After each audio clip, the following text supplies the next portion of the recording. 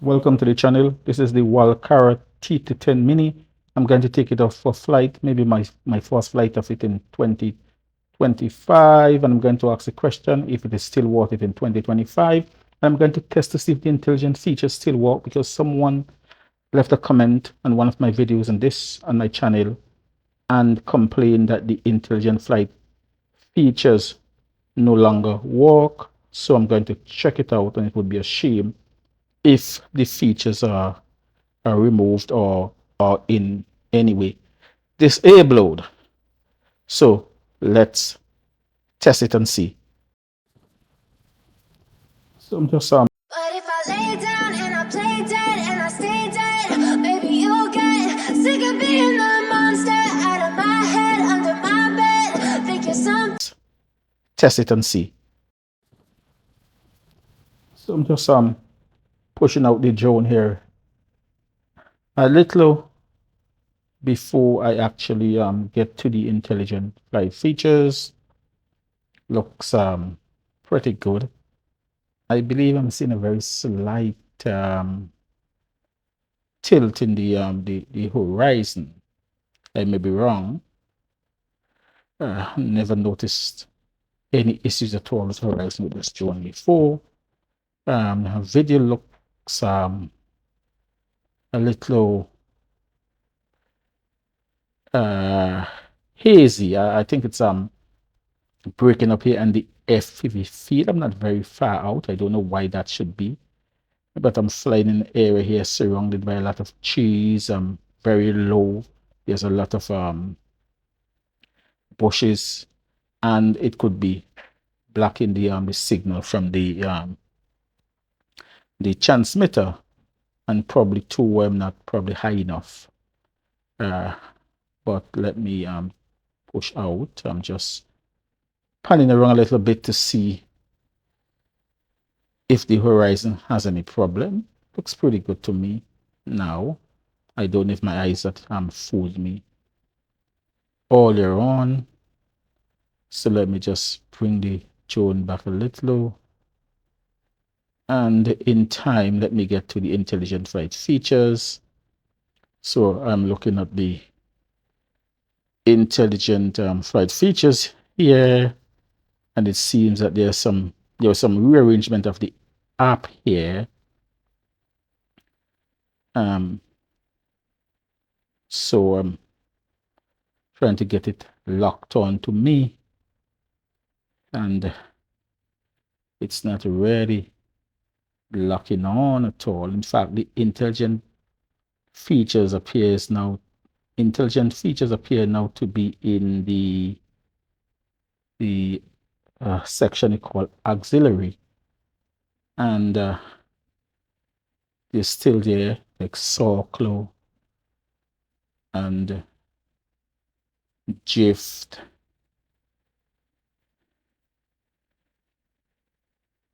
and Far Away, and those sort of features, but it's just not locking on to me at all. I don't know why it's not locking on.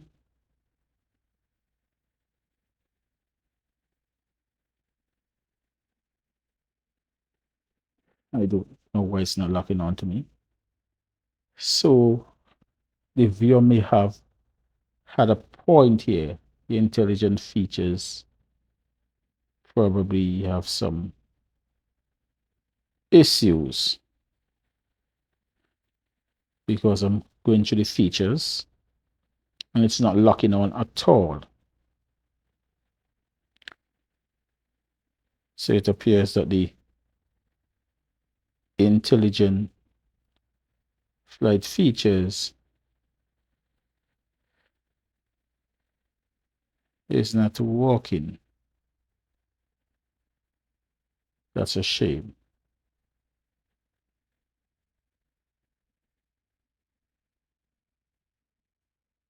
Really, really. They worked in the past. So let me just get out of that, and let me just push the drone out a bit and look at the video and look at the video quality, because the features, the intelligent features, appear to have been disabled, or they're just not functional anymore on this drone. But it flies pretty good, but I'm having some serious signal issue, and I'm not very far at all. And I don't know if it's the environment, the surrounding this where I'm flying here. So what I will have to do is to take it to probably another location, one or two other locations, and check it out to see if the issue is the environment, maybe interference or the Wi-Fi interference, etc. Because this is a Wi-Fi drone. You know, it's not like it have AccuSync or PicSync or whatsoever DJI or Potensic has. It's just a Wi-Fi drone connected to the phone, and so it would be prone to Wi-Fi interference and the environment in which you fly. Signal could be blocked by trees, etc. So I cannot say at this moment how it looks on the from what I'm seeing on the FPV feed, but I hope the photo, the image and the SD card, when I pull the SD card, will look as great as it always has. So I've just pushed out a little bit here. But in terms of how the drone flies and respond to the input and the joysticks and etc., there's no different. It flies well. Still, in my view, a useful beginner drone for the price and what it has to offer. Because I don't think they are going to buy this drone just for the intelligent flight features alone. You would have, I believe, at the front of your mind the video quality, the battery life, etc. So I've just hit the return to home to ensure that that actually works, and it took the input right away and turned around and it's coming back. And yes, you have good battery life, about 30 minutes. Still return to home on a loss of signal, still return to home if the battery is getting low. So all those features actually work. But what I will do now is I will take it to another location and check it out and see how it performs. So stay tuned for another test of this drone in another location. I've already established that intelligent features appear to have been disabled on this drone. Let me take a photo here.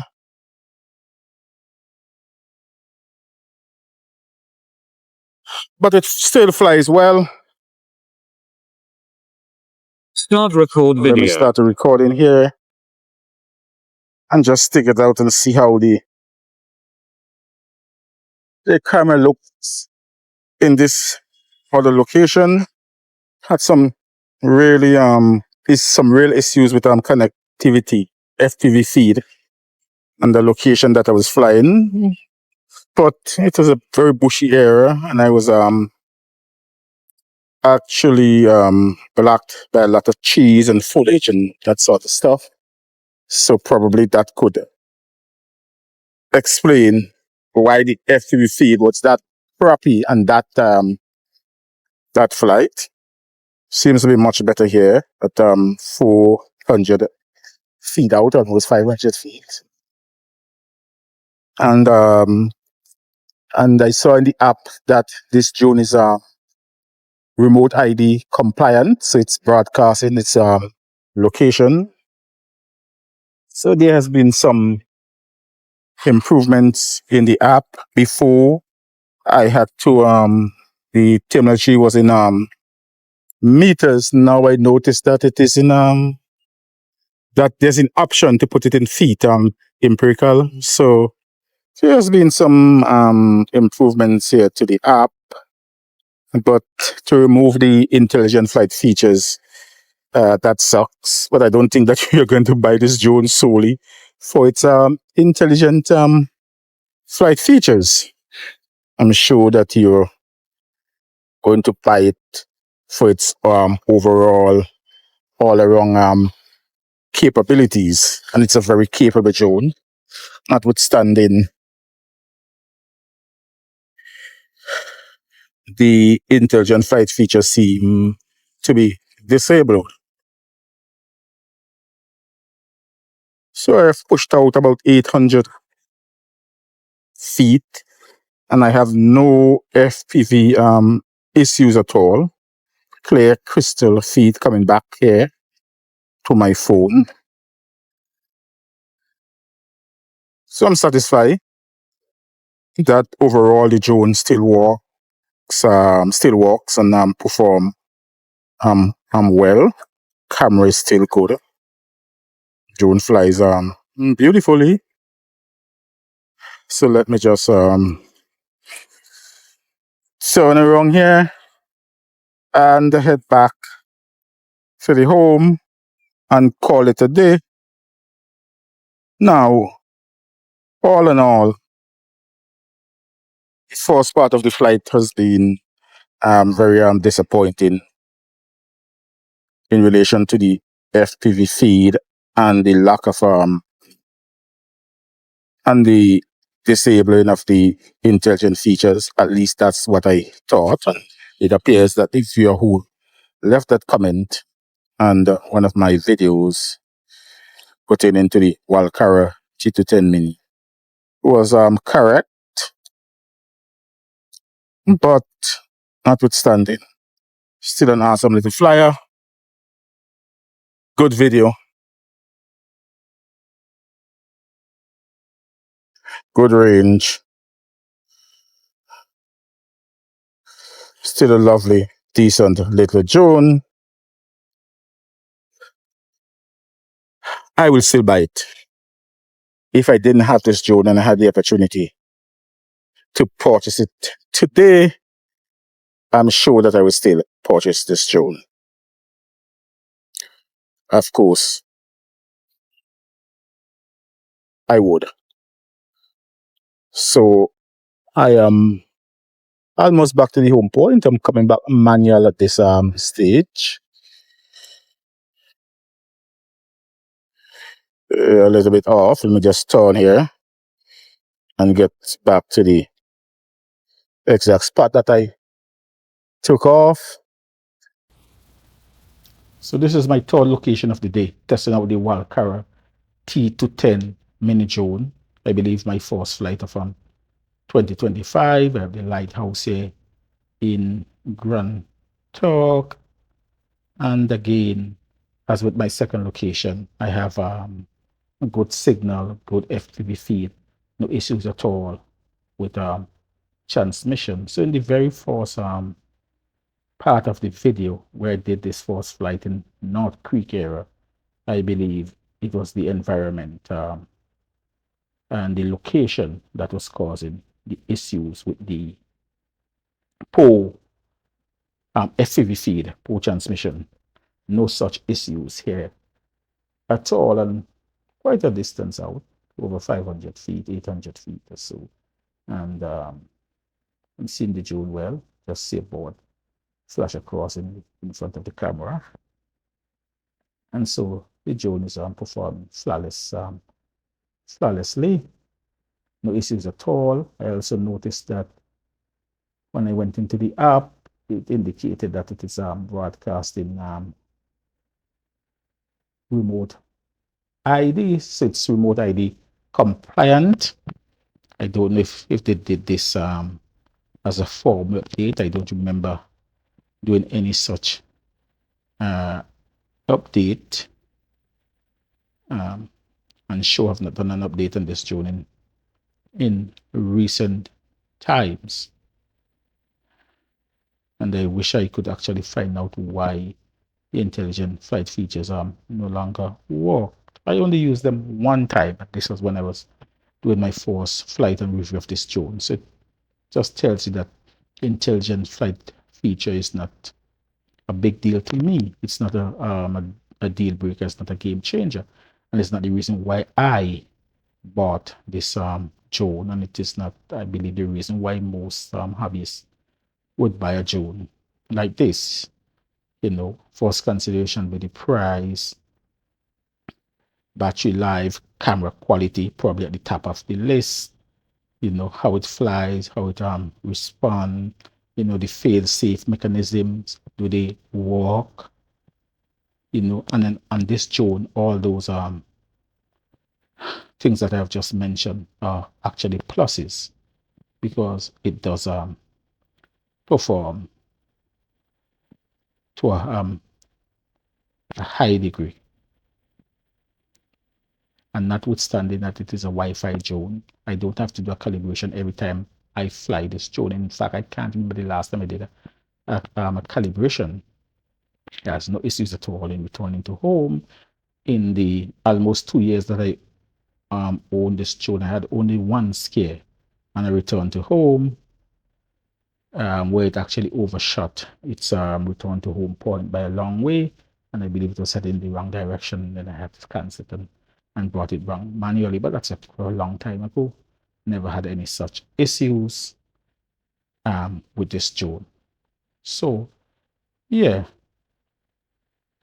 I think that it is still worth it in 2025, and certainly if I was to be thinking about purchasing today for the first time, I will certainly do so. If you like this video, please like, please share, please give it a thumbs up, and I hope you enjoy this flight as much as I did the Walkera T-210 Mini. Disappointing flight in the first half, but still a very decent drone, and one that I will still recommend. Cheers.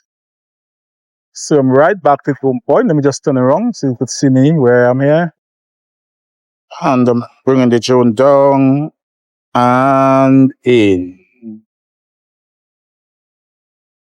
I can hear the demons call when they